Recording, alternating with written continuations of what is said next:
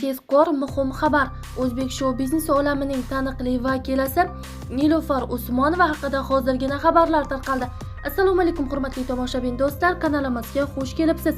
Videoroliklar kengroq tarqalishi uchun like hamda podpisatsiya tugmachalarini bosib qoldirishni unutmang. Magnitli bilaguzukni siz xarid qildingizmi? Magnitli bilaguzuklar inson organizmi uchun qanchalik foydali ekanligini bilasizmi? Agar bu haqida bilganingizda avvalroq shuni xarid qilgan bo'lardingiz. Agar bilmagan bo'lsangiz, hoziroq xarid qilishni istasangiz, kommentariya va opisiyaniyadagi ссылка ustiga bosing. Hech kimning yordamisiz magnitli bilaguzugingizni o'zingiz buyurtma qiling. Mahsulotimizning narxi 40 ming so'm. Yetkazib berish. Nilufar Usmonovani avvaliga shunchaki Yulduz Usmonovaning qizi sifatida bilishgan bo'lsa, hozirgi kunda uni ham ijodkor sifatida tanishadi.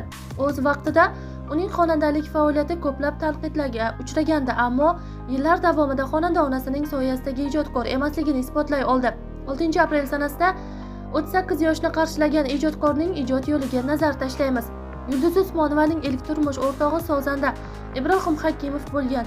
Ikki ijodkor qisqa turmushi davomida qiz farzandli bo'lishgan, ammo ma'lum sabablarga ko'ra ular 1996-yili rasman ajrashgan. Nilufar Usmonova o'z intervyularida to'liq oilada ulg'ayishni orzu qilgani va bolaligida ota-ona mehriga zor bo'lgani haqida aytib o'tgan. Bolaligim Marg'ilonda buvimning hovlisida o'tgan. Ra'no xolam onamdek mehr bergan bo'lsa-da, bola baribir o'z ota-onasini sog'inar ekan. Xolalarimning o'z farzandlari bor edi. Ular birga o'ynardik. Urushib qolsak baribir o'z singli ukasi bilan birga bo'lib olardi. Men esa yolg'izlanib qolardim. O'shanda hali bolalarim ko'p bo'ladi. Hech kim ularni yolg'izlatib qo'ymaydi deganimda farishtalar omin degan ekan. Otamni ham, onamni ham yaxshi ko'raman. Ajrashish ularning qarori. Qarorlarni hurmat qilgan holda ikkisiga ham bo'lgan farzandlik mehrim saqlanib qoladi, deydi Nilufar Usmonova. Nilufar Usmonova bolalikdan san'atga qiziqqan. U ilk marta 8 yoshida Shaytonga bo'ysungan yuraklar nomli qo'shiqni onasi bilan duet tarzida ijro etgan. Qo'shiq Yulduz Usmonovaning 1995-yildagi konsert dasturi uchun maxsus yaratilgan. Keyinroq unga klip ham suratga olingan. Xonanda boshlang'ich ta'limni Marg'ilon shahridagi 18-sonli maktabda oladi. Undan so'ng onasi Nilufarni Toshkentga olib ketib, til o'rganishiga sharoit yaratadi. 10 yoshida uni Buyuk Britaniyaga o'qishga yuborishadi. Shu tarzda Nilufar Minexal maktabi va Sherborn xalqaro kollejida tahsil oladi. Nilufar Usmonova 2001-yili O'zbekistonga qaytib keladi va o'rta ta'limni xalqaro maktabda yakunlaydi. Xonanda Nilufar Usmonova erta turmushga chiqqan. U 17 bahorda yosh huquqshunos Novzod Saidgaziyev bilan oila qurgan. 2004-yilda xonanda ilk bor onalik baxtiga sazovor bo'lgan. Xonandaning ilk turmushi uzoqqa cho'zilmadi. Ajrashishimizning sabablari ko'p. Men bir marta rasman nikohdan o'tganman va ajrashganman. U inson olamdan o'tib ketdi. Yomon gaplar bilan eslashni istamayman. U 5 qiz ichida o'sgan yagona o'g'il farzand edi. Oilamni mustahkamlash uchun harakat qilganman, ammo onamning gaplari qattiq ta'sir qilgan. Seni istamagan insonga intilib qadringni tushirma, hammasi taqdirdan degan. Qaynonam ham xuddi onamdek cho'rtkesar ayol edi. O'g'liga yoqmayaptimi ajrash degan. Shunday bo'lsa-da bu insondan minnatdorman, chunki bu turmush aqlli o'g'lim Saidazamxonning tug'ilishiga sabab bo'ldi, deydi xonanda Nilufar Usmonova. Turmushdan ajrashgach, Nilufar Usmonova ruhiy tushkunlikka tushadi. Onasi bilan jiddiy kelishmovchiliklarga borib, o'g'li bilan alohida yashashga qaror qiladi. Birinchi turmushim bo'lmaganidan keyin onam ikkinchi marta turmushga bermoqchi bo'lganida o'g'limni olib uydan chiqib ketganman. Chunki men onam aytgan insonga turmushga chiqishni xohlamaganman. Sababi men boshqa insonni sevardim. Onam mashinamni olib qo'yib yashashim uchun uy bergan. O'sha uyning sharoiti yaxshi bo'lgani uchun men uni ijaraga berib, o'zim sharoitsiz uyda yashaganman. Chunki bolamning bog'chasiga, o'zimning yurish-turishimga pul kerak edi. Ba'zan juda pul zarur bo'lib qolganida kosmetika sotadigan ayoldan tovar olib, xonanda dugonalarimga sotib pul topganman.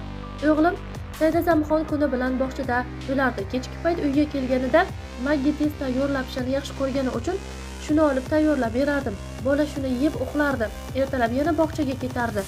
Uyim shu darajada eski, sharoitsiz ediki, poldan linoleum yirtilib sement chiqib yotardi.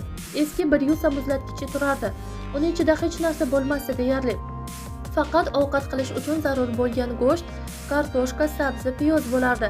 Bir kuni Saidazamxon o'sha muzlatgichni ochganda uni to'q urib orqaga otib yubordi. Shu holat menga juda qattiq ta'sir qildi. Do'stlar, tanish-bilishlar orqali to'ylarga chiqa boshladim. To'ylarga kirib qistirilgan pulni olib chiqib ketardim. Shunday qilib men o'zimni to'ylarda raskrutka qilib olganman. Mening qo'shiqlarim to'ybob bo'lmagani uchun kim necha pul bersa boraverganman o'sha to'yga.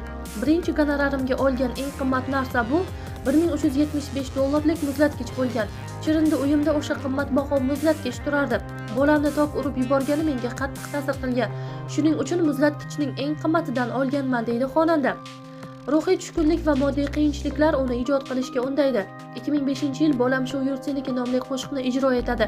Bu bilan onasiga ham nimanidir isbotlashni istagandi. Ammo qo'shiq yaratish, ijodni boshlash oson emas. Shu bois u prodyuserlik kompaniyasiga murojaat qilib, hamkorlikni taklif qiladi. Birinchi marta to'yga chiqishim juda qiziq kechgan. Do'stim Jamshid Bobojonov shunaqa qilib o'tiraverasanmi, bolang uchun ham ishlashing kerak-ku deb qo'yib bergan. Shundan keyin to'ylarga chiqishni boshlaganmiz. Ammo faqat do'stlarimizning to'yiga borardik. Chunki hali to'ylardan tashqari to'y oladigan darajada mashhur emasdim, deydi xonanda Nilufar Usmonova. Nilufar Usmonova 2006-yili Toshkent davlat yuridik institutiga o'qishga kiradi, ammo u yerda o'qish oson kechmaydi. 2009-yili oila qurgach, akademik ta'til olishga majbur bo'ladi. Chunki xonanda ketma-ket ikki o'g'il farzandli bo'ladi. Xullas, akademik ta'tillar bir-biriga ulanib, xonanda 2013-yilda o'qishni yakunlaydi. Hozirgi kunda Nilufar Usmonovaning 5 nafar farzandi bor. Xonanda intervyularda yana farzand ko'rish niyati borligini aytib keladi. 7 ta bolam bo'lishini orzu qilaman. Ular bir-biriga tirgak bo'ladi, deydi xonanda Nilufar Usmonova. Nilufar Usmonova ham ko'pchilik hamkasblari singari o'zini aktrisalik borasida ham sinab ko'rgan. U ilk marta Muhabbat sinovlari filmida suratga tushgan, ammo o'zini aktrisa sifatida kashf etolmagach, bor e'tiborni qo'shiqchilikka qaratgan. Xonanda Otabek Mutalxo'jayev, Akbar Atamuhammedov, Shohruxxon, Shahriyor va Bo'jilar guruhi bilan duetlar ijro etgan. Afsuski, bolaligidan 9 oilani orzu qilgan Nilufar Usmonovaga bu nasib etmadi. U Daryoga bergan intervyusida yolg'iz ekanini aytib o'tdi. 5 farzandimni yolg'iz tarbiyalayapman. Yolg'iz ayollarga qanchalik qiyinligini yaxshi bilaman. 5 bolaning ta'minoti uchun ham hamisha harakatdaman, deydi xonanda. Nilufar Usmonova muntazam sport bilan shug'ullanadi. Unga tug'ruqdan so'ng osilgan qorinni yo'qotish va ortiqcha vazndan xalos bo'lish ham muammo emas. Ko'pchilik ayollar tug'ruqdan so'ng semiradi. Menda ham har bir farzandimni dunyoga keltirgach, vazn to'plash bilan bog'liq muammolar bo'lgan. Parhez qilishim qiyin, shu bois ko'proq suv, meva, sabzavotlarni iste'mol qilib tinimsiz sport bilan shug'ullanaman.